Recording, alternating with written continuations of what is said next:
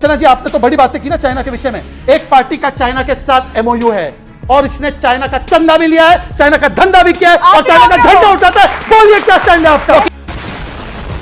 अभी कंचना जी ने गंभीर आरोप लगाया। उन्होंने बोला कि अरुणाचल में गांव बसा है। ये उन्होंने बोला, वो अपने समय पे ठीक कर दे अगर मैं गलत बोल रहा हूं तो। बात तो सही है, एक न्यूज रिपोर्ट छपी थी कि एक गांव बसा है। उस रिपोर्ट में हेडलाइन तो उन्होंने पढ़ ली, आगे लाइन पता है क्या लिखी थी? दो this area of Indian territory. Road का बता दीजिएगा। बीच में नहीं बोले, किसी के भी बीच में बोले। नाराज मत होइए, बता दीजिए।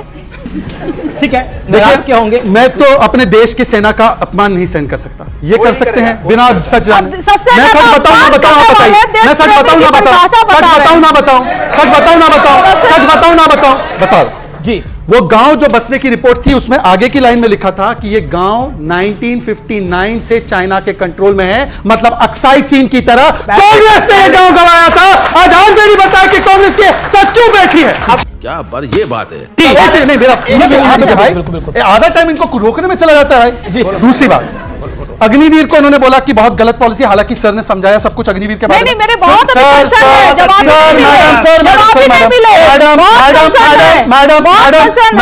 मैडम, अग्निवीर खराब है ना, खराब है ना। Agniveer scheme is a reform in right direction. Congress के सांसद मनीष तिवारी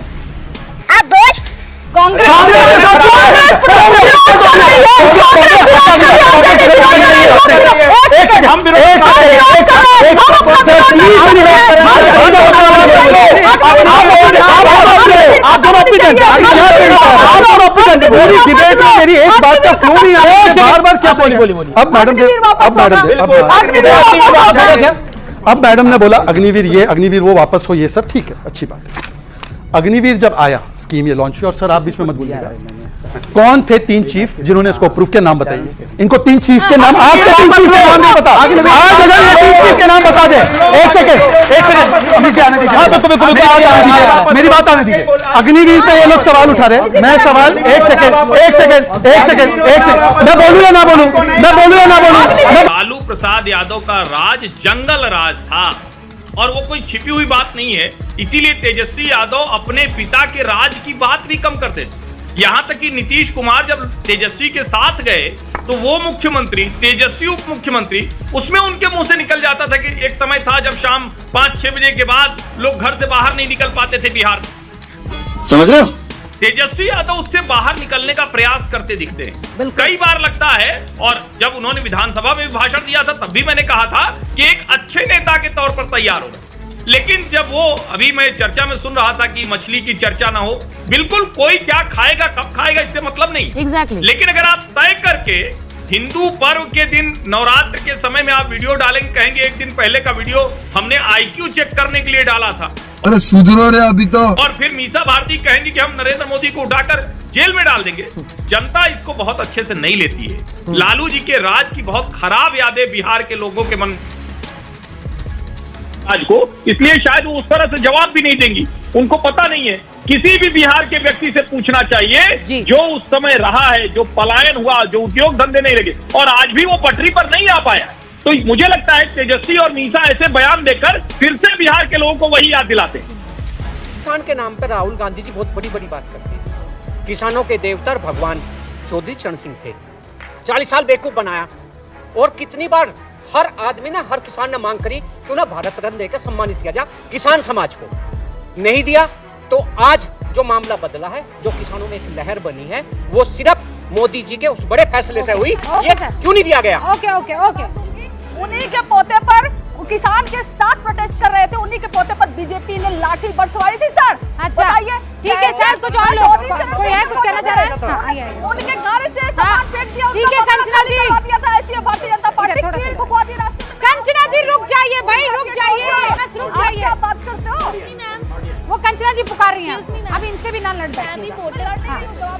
मैं भी यही सी इंडिया की सिटीजन हूँ, तो मैं आपसे ये सवाल पूछती हूँ। चलो ठीक है, आप हमेशा बोलते रहते हो कि बीजेपी ये करती है, बीजेपी वो करती है। आप हमें अपने कॉन्फिडेंस पे क्यों नहीं लेते हो? आप कुछ ऐसा स्कीम क्यों नहीं लाते हो ताकि हम आपको वोट दे सके? आप कुछ ऐसा कुछ लाते क्यों नहीं हो? आप सिर्फ दूसरे के ऊपर आरोप लगाते रहते हो। कुछ लाओ ताकि हम भी आपके सामने अट्रैक्ट हो और आपको वोट दे। ये यादव, लालू जी भी जेल गए इमरजेंसी के दौरान, तब आरएसएस से जानकारी का आदान प्रदान करता था। आज उसी आरएसएस को जब कटघरे में खड़ा करा जाता है तो आरजेडी भी साथ होती है। कारण क्या है? मोदी से विरोध, बीजेपी से विरोध या आरएसएस का विरोध? कंचना यादव। देखिए अमीर जी, पहले जिसके वीर सावरकर का आप कसीदे पढ़ रहे थे, हम उसको वीर मानते ही नहीं। हम मालूम है, तेरे बाप को मत सिखा। चल, वीर इसलिए नहीं मानते क्योंकि हम उन्हें माफी वीर मानते हैं। और जो आप जेल जेल कह रहे हैं ना, वहां पर माफी पत्र लिखकर वो बाहर निकले थे, तो हमारे सामने उन्हें वीर तो कतई मत बनाइए, क्योंकि हमारे लिए वो माफी वीर। नहीं, ये बात बिल्कुल महाराष्ट्र में जाके बोलिए आप लोग। महाराष्ट्र में जाके निरंतर बोलिए, शरदराव पवार के सामने, उद्धव ठाकरे के सामने बोलिए, ये सब बोलिए कि माफी वीर थे वीर सावरकर। क्या बात है सर, क्या बात है सर। आते हैं जवाब भी हमें तीखे देने आते हैं, लेकिन आप दूसरा सवाल का जवाब सुनिए। जब आप कसीदे पढ़ रहे हैं, जब आप आरएसएस की इतनी अच्छाइयां बता रहे हैं, मैं कसीदे नहीं पढ़ रहा, मैं कसीदा नहीं पढ़ रहा, मैं फैक्ट बोल रहा हूं मैडम। एक सेकंड, आपकी टर्न है, बोलिए, आपकी टर्न है, बोलिए। अमीर जी एक सेकंड, जब आप कह रहे हैं कि जनता दल की सरकार बनवाई, राहुल गांधी को माफी वीर नहीं मानती है। एक्सेप्ट कर रहे हैं कि आरएसएस एक पॉलिटिकल ऑर्गेनाइजेशन है, कोई आईएएस आईपीएस जो स्वतंत्र होकर, जो संविधान के आधार पर काम करता है, वो एक पॉलिटिकल ऑर्गेनाइजेशन का मेंबर साथ में कैसे हो सकता है? अच्छा, ये वायलेशन है पावर का, जुडिशरी, लेजिस्लेटिव और एग्जीक्यूटिव का जो पावर सेपरेट है उस पावर का। लेकिन हमने तो देखा, जो आप कर रहे थे ना, आरक्षण कैसे, अभी जो प्रदीप जोशी जी को बना है यूपीएससी का चेयरपर्सन, जो रिजाइन करके गया है, इन्हीं के टाइम पर सबसे ज्यादा जो सर्टिफिकेट फर्जी बनाए गए। कौन है पूजा खेड़कर? क्यों नहीं है जांच करवा पाए? एक मौका मुझे दें आप, मेरे कार्यक्रम में 30 सेकंड का तो बेहतर होगा।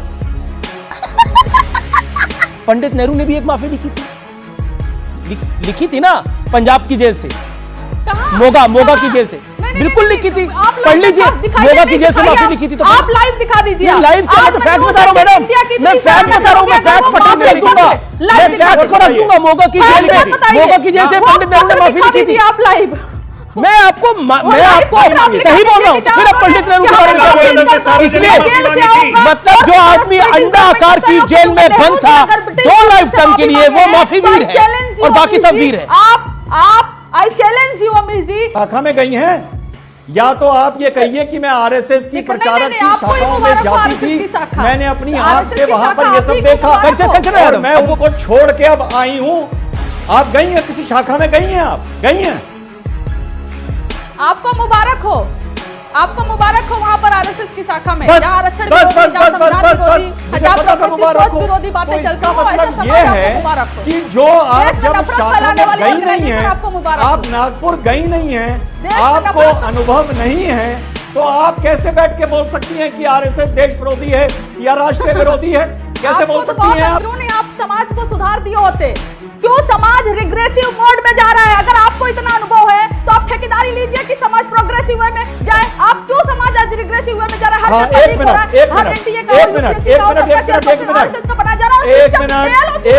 आरएसएस ने सिस्टम को फेल अच्छा, चिल्लाइए मत, इतना ना चिल्लाइए। अरे पानी पी लीजिए। लालू के बेटों के अलावा नौकरी दे दो ना फिर। सुनो, ये गद्दार है, ये देश के युवाओं के लिए गद्दार है। ये अग्निवीर योजना देख